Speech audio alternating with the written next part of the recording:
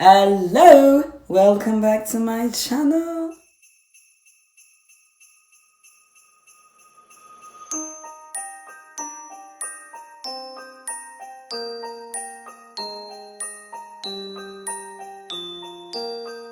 Comment allez-vous bien? Case numéro 18 du calendrier. Limite ça va me manquer. Non je déconne, n'abusons pas, ça va pas me manquer de tourner tous les jours. Mais peut-être que je vais me dire, finalement une vidéo par semaine c'est light. Non je déconne, non parce que quand je travaille le week-end, j'ai pas plus le temps. Mais bon, ça me laisse toute la semaine pour essayer de la mettre pour le dimanche.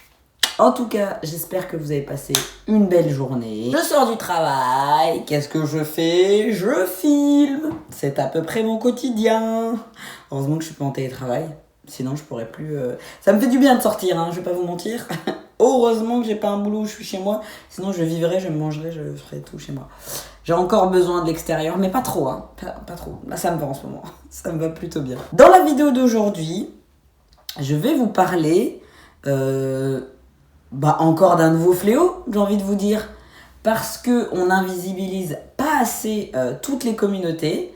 Eh bien, je viens de découvrir un nouveau truc. Dites-moi d'ailleurs en commentaire si vous connaissez déjà. Pas besoin de vous répéter que vous devez aimer, liker, partager. Vous le faites pas assez, ok?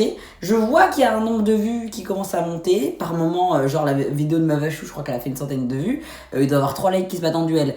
Les personnes qui regardent les vidéos, vous pouvez appuyer, c'est gratuit. Si vous avez apprécié, vous pouvez appuyer. J'ai découvert aujourd'hui encore une magnifique chose qui existe dans notre monde. Dans ma tête, je crois qu'on a touché le fond. Et puis finalement, tous les 4 matins, il y a un blaireau pour me rappeler que non, hein, on peut toujours creuser. Même si on trouve du pétrole, de l'essence sous le centre de la Terre, on arrivera.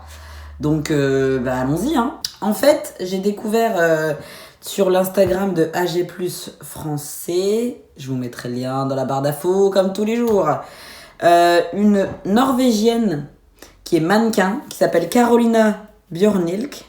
Voilà, j'espère que je le dis bien. J'essaye de dire au mieux son nom de famille, mais désolé, elle est norvégienne et je ne suis pas encore habituée aux langues nordiques. C'est une modèle, je sais pas son âge, mais en soi elle fait du 38-40. Vous me direz, est-ce que c'est important? Oui. Elle explique sur TikTok, etc., et puis ils ont relayé en faisant un article, que elle collaborait avec pas mal de marques, hein, Zara, etc. Il n'y a qu'à regarder son Instagram, je le mettrai dans la barre d'infos, of course. Et elle nous explique que selon elle, les marques, en fait, lorsqu'elles demandent des plus size, donc les plus size, ça commence à partir du 42 ou 44, je ne sais plus. Les femmes qui sont hors standard, je sais pas moi, moyenne française par exemple, je sais pas la moyenne française c'est quoi, 40-42, un truc comme ça.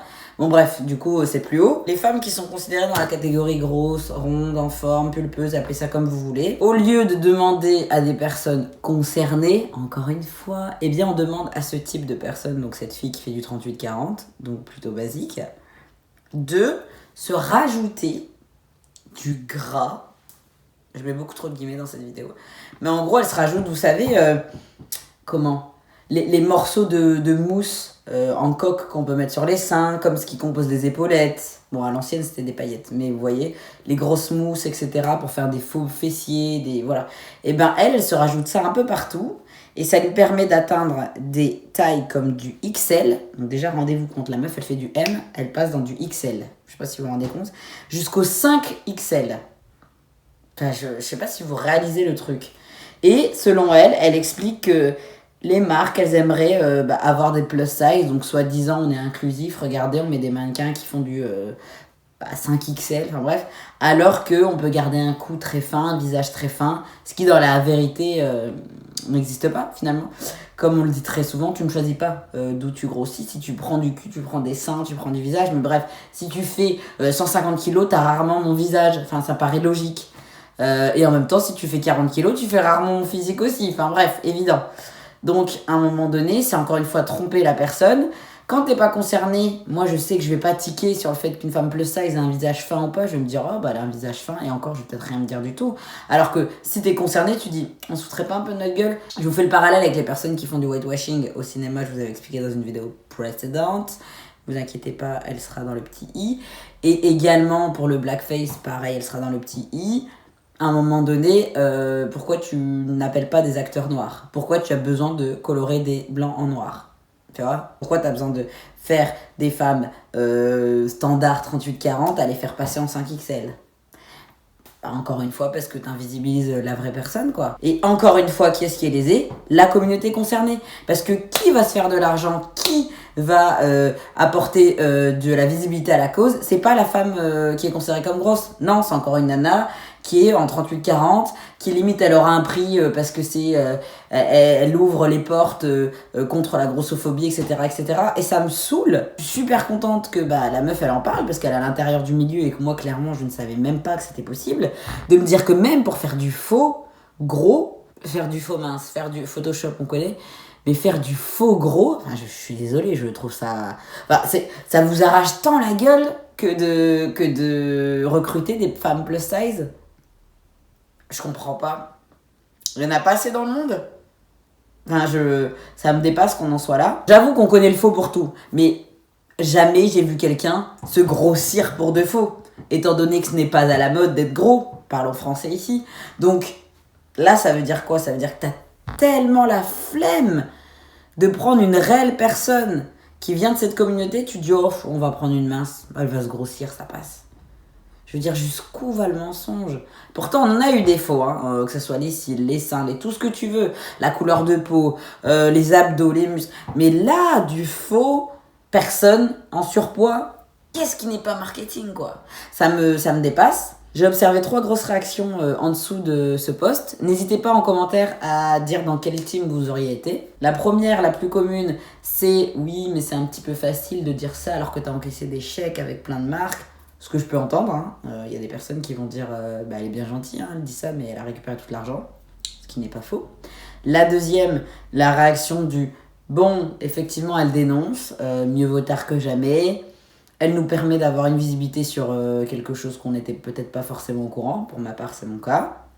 Et la troisième, oui, mais en même temps, c'est plus joli sur un corps comme elle, ça rend mieux parce qu'elle a un visage fin. Enfin, voilà, vous voyez. Donc dites-moi dans quel team vous êtes, la 1, la 2 ou la 3. Pour ma part, j'étais plus dans la 2, je pense.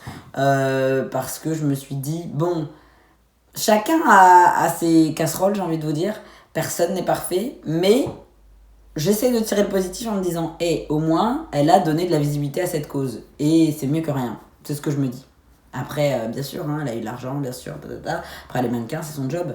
Mais je vois ce que vous voulez dire. Et le deuxième point que je voulais aussi relever, c'est que au-delà de donner de la visibilité à ce fléau, elle va aussi se griller auprès de certaines marques parce qu'elle fait des TikTok, etc. C'est comme ça que ça a pris de l'ampleur. La future marque, elle va se dire « Oula, elle est en train de nous griller, elle. Non, on va plus la prendre, elle est gentille. » Un peu comme lorsqu'Enjoy Phoenix, elle a bien ouvert sa bouche il y a quelques années pour dire « Bon, moi... les partenariats, y en a trop. Moi, au niveau écolo, ça me va pas. Moi, il y a des marques, elles lui ont fait un silence radio. Donc, elle se met quand même en danger en faisant ça. Demain, elle a plus de partenariat, la cousine, là, les mannequins, elle a plus de thunes, quoi. Tu vois? Elle est pas salariée dans une entreprise ou quoi que ce soit. Si on l'appelle plus parce qu'ils sont pas d'accord avec ce qu'elle a dit ou son image, elle bosse plus. Donc, j'espère pour elle qu'elle a assez d'économies. Mais c'est quand même un risque qu'elle a pris. Je sais pas sa situation financière, je la connais pas du tout. Mais... j'ai vu vite fait son Instagram, etc. Bon, bref, je vois qu'elle a collaboré avec Zara, etc. Donc, c'est déjà quelque chose d'assez important. C'est pas le petit boui du coin, quoi. En tout cas, n'hésitez pas à me dire en commentaire si vous connaissiez un petit peu ce nouveau fléau. Enfin, je pense qu'il est pas nouveau, mais en tout cas, à mes yeux, c'est quelque chose de totalement neuf. Et puis, n'hésitez pas à expliquer un petit peu, vous, qu'est-ce que vous en auriez pensé, est-ce que vous aviez déjà entendu, etc., etc. Je vous souhaite une bonne soirée. Je vous fais plein de gros bisous et à demain. Mouah.